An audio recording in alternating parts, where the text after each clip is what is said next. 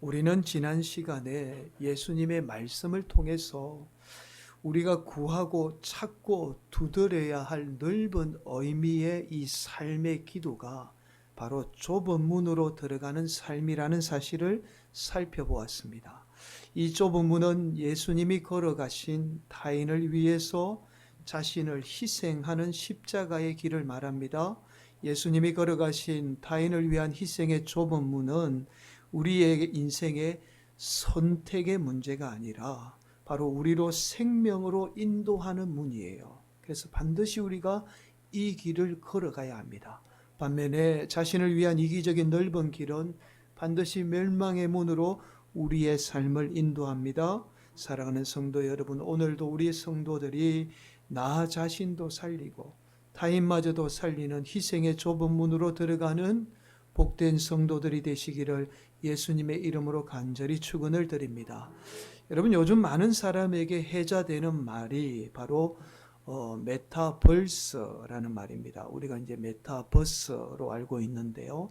이 메타버스는 가상 초월 등을 뜻하는 단어인 메타와 우주를 뜻하는 유니버스의 합성어입니다. 현실 세계와 같은 이 사회, 경제, 문화 활동이 이루어지는 이 3차원의 가상의 세계를 가리키는 말이 메타버스예요. 요즘에 모 방송사의 광고 모델인 로지라는 모델도 바로 사실 이 메타버스 안에 활동하는 이 가상의 인물입니다. 여러분, TV 광고에서 많이 보셨을 거예요. 이 처자가 나와서 막 춤을 추잖아요. 근데 이 처자가 실제 인물이 아니에요. 아직도 많은 분들이 이 처자가 실제 인물로 알고 계신 분이 계세요. 가상의 인물입니다. 메타버스 내에서 활동하는 인플루언서라고 해서 각종 여행지나 맛집에서 사진을 찍어 올려서 활동하는 가상의 인물이에요. 여러분 깜짝 놀라셨죠? 네. 미래학자들은 앞으로 이 메타버스의 영역은 점점 더 확대되어 우리 일상의 가상과 진짜 공간이 허물어지게 될 것이다 라고 예상을 해요.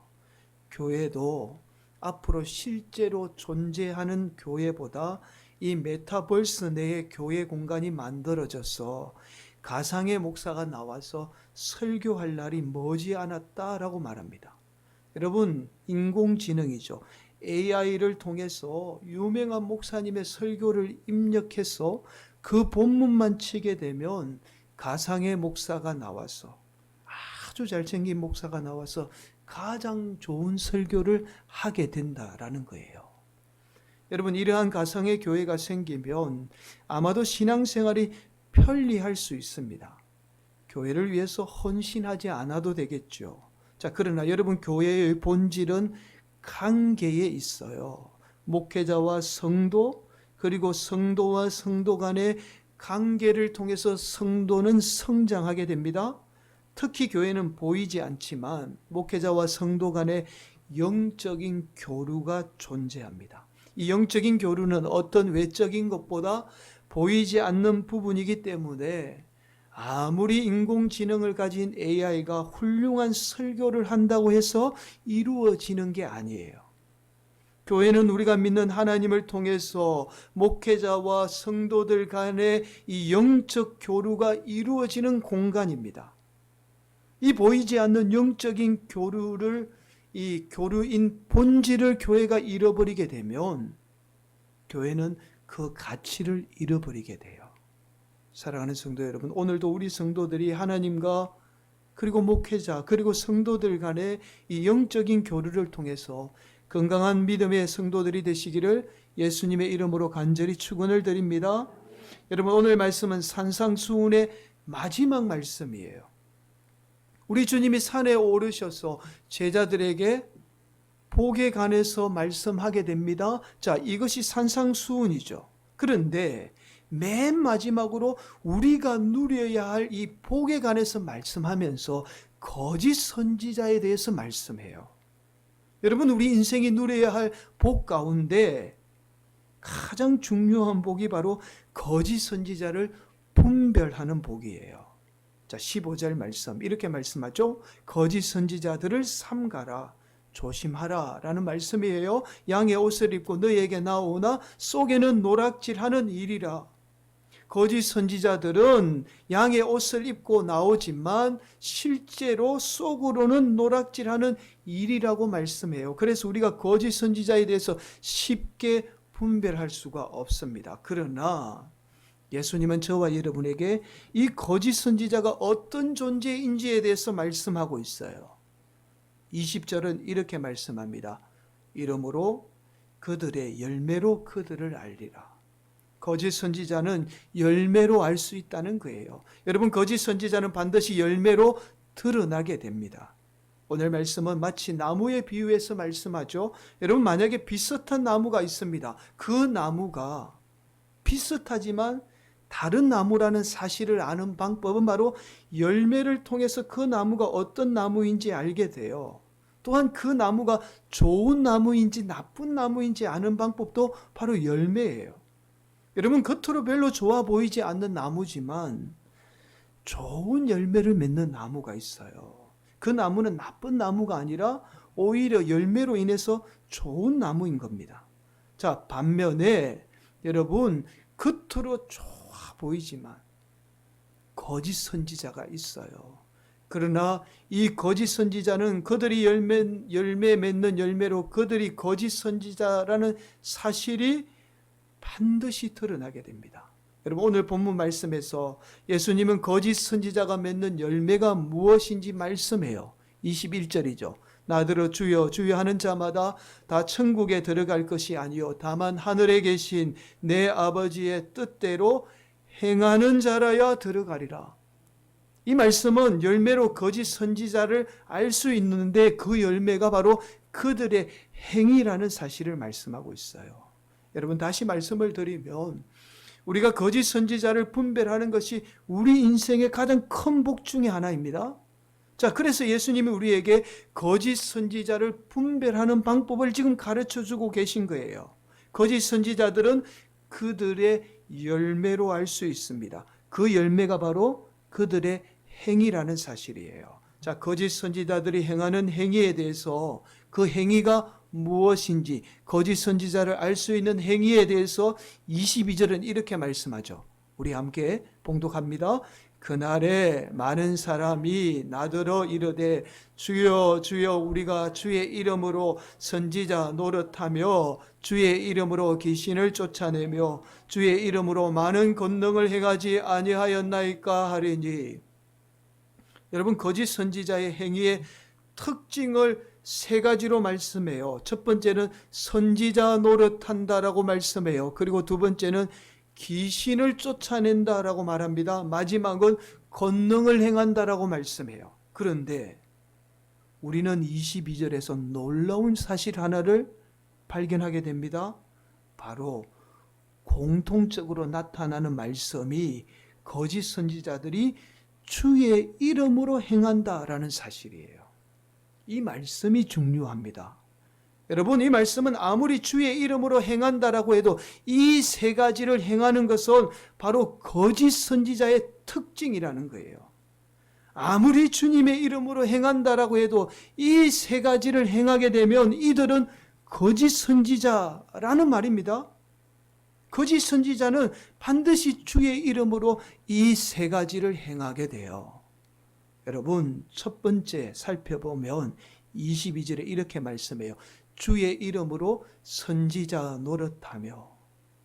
여러분, 먼저 선지자가 어떤 사람인지 알아야 되겠죠. 선지자는 구약시대에 이스라엘이라는 믿음의 공동체가 악을 행하거나 잘못된 것을 행하게 되면 하나님이 선지자를 세워서 하나님의 말씀을 직접 선포하게 돼요.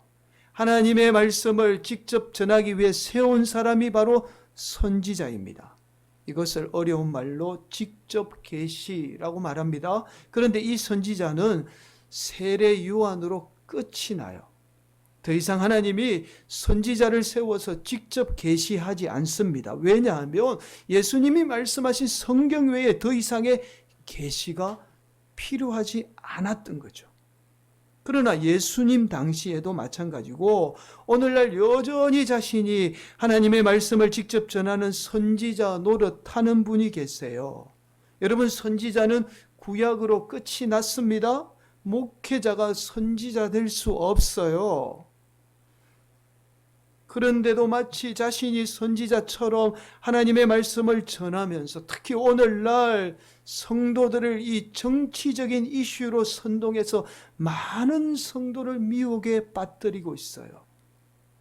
실제로 예수님 당시에 이 거짓 선지자들이 정치적인 이슈로 성도를 선동해서 이 선동한 거짓 선지자들 때문에 이스라엘이 멸망하게 돼요. 오늘날도 마찬가지예요. 한국교회의 몇 분의 목회자가 마치 자신이 선지자인 것처럼 정치적인 이슈로 성도들을 선동해서 성도들을 끌어모으고 있어요. 실제로 이분은 개인적으로 성공한 것처럼 보일 수 있어요. 같은 정치적인 성향이 있는 분들이 전국에서 모여들어서 얼마 되지 않던 교회가 수천 명이 모이니까 개인적으로 성공한 목회자처럼 보일 수 있습니다. 그러나 이분 한 분으로 인해서 온 대한민국의 교회가 비난을 받고 있죠. 복음의 문이 다 닫혀버린 겁니다. 여러분, 구약의 시대에 선지자들이 정치에 대해서 말할 수 있었던 것은 바로 이스라엘이라는 신앙의 공동체라는 특수한 상황이 있었던 거예요. 지금 우리가 사는 이 나라는 신앙의 공동체가 아니에요. 민주주의라는 정치 이념을 따르고 있는 나라입니다. 민주주의의 기본 이념은 자유죠. 누구나 다 자유로운 자신의 정치 이념을 가질 수 있는 나라가 바로 민주주의예요. 이러한 민주주의의 기본 원리도 이해하지 못한 채 자신만이 가진 편협한 정치 이념을 가지고 신앙과 교묘하게 연결지어서 반대 성향에 있는 사람들을 미워하게 만들어서 성도들을 끌어모으고 있는 거예요. 오히려 이런 선지자 노릇하는 목회자들로 인해서 나라가 더 분열되고 있어요. 더 이상 우리 성도들이 이런 거짓 선지자의 노름에 놀아나지 말아야 합니다. 자신들 안에 미움이 가득 차 있으면서 정의를 외치는 악을 버려야 해요. 지금 악한 세력이 이 나라 이 민족을 분열하게 만들어서 무너뜨리는 영적 실체를 바라볼 줄 알아야 합니다. 여러분, 아무리 우리가 외쳐도 반대 성향에 있는 사람들은 절대로 변하지 않아요. 오히려 더 분열되고 더 싸울 뿐입니다. 사랑하는 성도 여러분, 이런 선지자 노릇하는 목회자는 다 거짓 선지자입니다. 성경이 오늘 우리에게 분명하게 말씀하고 있어요. 여러분이 거짓 선지자를 분별할 줄 알아야 합니다. 이것이 인생의 복이라고 말씀하고 있어요. 그리고 두 번째와 세 번째는 이렇게 말씀하죠. 주의 이름으로 귀신을 쫓아내며 주의 이름으로 권능을 행하며. 여러분, 이 말씀은 조금은 이해하기 힘들 수 있어요. 지금껏 우리는 예수님의 이름으로 귀신을 쫓아내며 예수님의 이름으로 권능을 행하는 것이 하나님의 뜻이라고 알고 있습니다. 그런데 주의 이름으로 귀신을 쫓아내며 주의 이름으로 권능을 행하는 것이 거짓 선지자라고 말씀하고 있어요. 아마도 이 말씀을 공감하기가 쉽지 않을 겁니다. 그러나 하나님이 우리에게 귀신을 쫓아내고 권능을 행하도록 하신 목적이 있어요. 바로 복음을 전하기 위한 목적입니다. 그런데 이 목적 외에 하나님은 어떠한 이유에서도 귀신을 쫓아내고 권능을 행하는 것을 허락하지 않았어요. 왜냐하면 이 귀신을 쫓아내는 행위와 권능이 오히려 인간의 욕망으로 흐르기 때문입니다. 여러분, 실제로 한국 교회를 보아도 예수님의 이름으로 귀신을 쫓아내고 권능을 행하던 목회자나 성도들 가운데 공통적으로 나타난 현상이 있어요. 바로 사람들이 모여들게 됩니다. 다른 말로 교회가 대형화돼요. 교회가 대형화된다는 것은요, 곧 예수님의 이름으로 귀신을 쫓아내는 행위나 이 권능이 개인의 욕망의 도구가 되었다는 사실을 잘 보여주고 있는 거예요. 귀신을 쫓아내는 행위나 권능이 자신의 욕망의 도구가 되지 않았다면 절대로 대형교회 만들지 않습니다. 왜냐하면 우리 주님의 뜻이 아니기 때문에 그래요.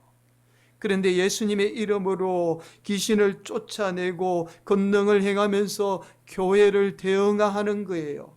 여러분, 미국 교회나 한국 교회가 무너지기 시작한 시점이 있어요. 그 특징이 있어요. 뭔지 아세요? 교회가 대형화되면서 교회가 무너지기 시작했다라는 거예요.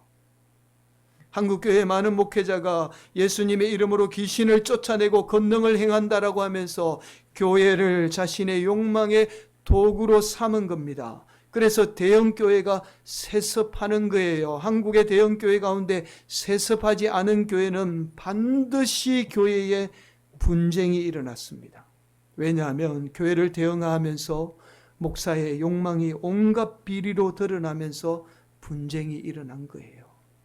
그래서 세상이 뭐라고 비난하든지 간에 목사의 욕망을 감추기 위해서 세습을 하는 겁니다. 또 하나, 예수님의 이름으로 귀신을 쫓아내며 권능을 행하며 대형교회를 지향하지 말아야 할 결정적인 이유가 있어요. 바로 오늘날 대형교회는 성도들의 바르지 못한 신앙생활의 안식처를 제공합니다.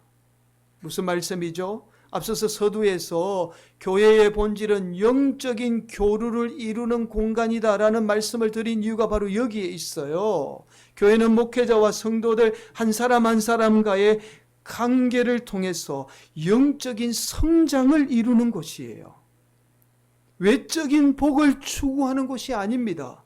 그런데 대형교회는 이러한 교회의 본질을 왜곡시키게 되어 대형교회는 목회자와 성도들 간의 영적인 교류 없이 얼마든지 신앙생활할 수 있는 공간을 제공하고 있어요. 그렇게 성도들이 영적으로 병들게 되는 겁니다. 그래서 앞서서 미국 교회나 한국 교회가 대형화되면서 무너지게 되었다라고 말씀을 드린 이유가 바로 여기에 있어요. 사랑하는 성도 여러분, 예수님의 이름으로 선지자 노릇하며 예수님의 이름으로 귀신을 쫓아내며 권능을 행하는 거짓 선지자들을 분별할 줄 아는 복된 성도들이 되시기를 간절히 바랍니다. 여러분, 그런데 오늘 본문 24절은 이렇게 말씀합니다. 여러분, 아주 중요한 말씀이에요. 한 번 더 봉독합니다. 그러므로 누구든지 나의 이 말을 듣고 행하는 자는 그 집을 반석 위에 지은 지혜로운 사람 같으리니. 24절은 이렇게 말씀해요. 그러므로 누구든지, 이 말씀은 누구든지 이 말씀을 듣고 거짓 선지자를 분별하게 되면 그 인생의 집을 반석 위에 지은 지혜로운 사람이 된다라고 말씀해요. 사랑하는 성도 여러분, 또한 24절에서 그러므로 누구든지라는 말씀은 거짓 선지자의 문제는 단순한 거짓 선지자만의 문제가 아니라 우리가 거짓 선지자를 분별하지 못하는 문제는 곧 우리 인생에 심각한 문제를 낳게 된다라는 사실을 말씀하고 있어요. 여러분, 우리가 거짓 선지자를 분별하지 못하고 거짓 선지자를 따르게 되면 우리 인생이 마치 비가 오고 창수가 나고 바람이 불게 되면 모래 위에 지은 집같이 무너져 내리게 돼요. 여러분, 26절, 27절이 바로 이 말씀을 하고 있습니다. 나의 이 말을 듣고 행하지 아니하는 자는, 거짓 선지자를 따르는 자는, 이 말이에요. 그 집을 모래 위에 지은 어리석은 사람 같으리니 비가 내리고 창수가 나고 바람이 불어 그 집에 부딪힘에 무너져 그 무너짐이 심하니라. 여러분, 왜 우리가 거짓 선지자를 분별하지 못하고 따르게 되면 우리의 삶이 무너져 내리게 될까요? 바로 거짓 선지자들은 하나님 바라보지 못하게 하고 사람에게 집중하게 만듭니다. 자신의 말만 듣고 따르게 만들어요. 심지어 성도가 속한 교회의 담임 목사 말마저도 듣지 않습니다.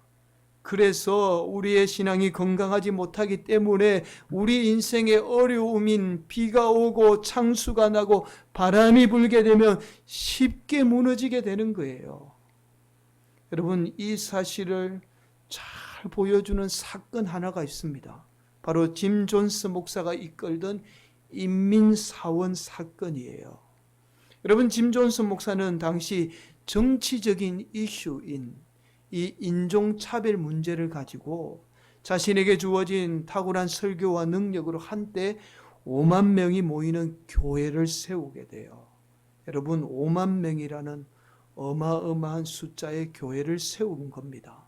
그러나 점차 짐 존스 목사는 행령과 성도들을 감금하고 폭행한 사실이 드러나게 되죠. 그러자 짐 존스 목사는 자신을 따르던 약 1000명의 신도를 데리고 남미 가이아나라는 이 나라에 존스타운을 세우게 됩니다. 이곳에서도 여전히 신도들을 감금하고 폭행하게 되어 이 사실이 미국 정부에 알려지게 되자 1978년 미국의 하원 의원인 리오 라이언이 신고를 받고 조사차 존스타운을 방문하게 됩니다. 이때 짐 존스 목사는 이들과 이들에게 학대 사실을 고발한 30여 명의 사람을 죽이게 돼요. 자, 이 사실이 들통나게 되자 미국 정부의 개입이 두려워진 짐 존스 목사는 총 914명을 그 자리에서 집단 자살로 내몰게 됩니다. 역사적인 사실이에요. 여러분, 이 짐 존스 목사의 사건은 예수님의 이름으로 선지자 노릇하고 예수님의 이름으로 귀신을 쫓아내고 권능을 행하는 거짓 선지자를 따르게 되면 저와 여러분의 삶에 얼마나 무서운 결과를 가져오게 되는지를 잘 보여주는 사건입니다. 사랑하는 성도 여러분, 그래서 우리 예수님이 반석 위에 집을 짓는 지혜로운 사람은 반드시 거짓 선지자를 분별하며 거짓 선지자를 따르지 않은 사람이라고 말씀하고 있어요. 이것이 우리 인생 가운데 누려야 할 가장 큰 복 가운데 하나입니다. 여러분, 그렇다면 우리가 맺어야 할 진정한 열매는 무엇인가라는 거죠. 이것은 우리의 신앙뿐만 아니라 우리의 삶에 있어서 중요한 문제입니다. 여러분, 21절에 이렇게 말씀합니다. 나더러 주여 주여 하는 자마다 다 천국에 들어갈 것이 아니요 다만 하늘에 계신 내 아버지의 뜻대로 행하는 자라야 들어가리라.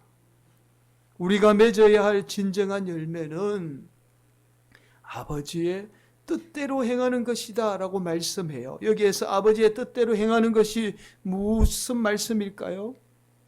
여러분, 우리에게 신앙인으로 또한 학자로서 많은 가르침을 주고 계신 김영석 교수님이 쓰신 책 가운데 인생의 열매들이라는 책에서 우리 인생이 맺어야 할 열매, 진정한 열매는 사랑이다 라고 말씀해요. 이 사랑에 대해서 이 책은 3가지로 정의합니다. 첫 번째는 사랑은 이기적이어서는 안 된다라고 말씀해요. 내 욕망에 의한 사랑은 진정한 사랑이 아니라고 말씀해요.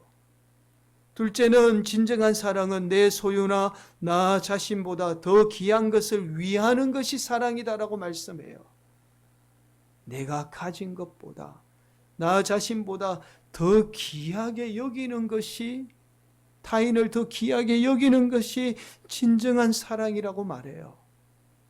그리고 마지막으로 반드시 진정한 사랑은 희생적인 이 노력을 수반할 때 그 사랑은 진정한 사랑이다 라고 말씀합니다. 김영석 교수님은 이것이 우리 인생이 맺어야 할 가장 소중한 열매라고 말씀해요. 사랑하는 성도 여러분, 우리가 맺어야 할 진정한 열매인 아버지의 뜻대로 행하는 것은 바로 우리 예수님이 저와 여러분을 사랑한 그 희생의 사랑을 말하고 있어요. 이것이 우리 인생이 맺어야 할 진정한 열매예요. 능력을 맺는 것이 아니라, 부자 되는 것이 아니라, 정말 예수님의 그 사랑이 우리 인생이 맺어야 할 진정한 열매다라고 말씀하고 있는 거예요. 사랑하는 성도 여러분, 오늘도 우리 성도들이 가짜 열매에 속아서 거짓 선지자나 목회자를 쫓아 사는 어리석은 인생이 되지 않기를 바랍니다.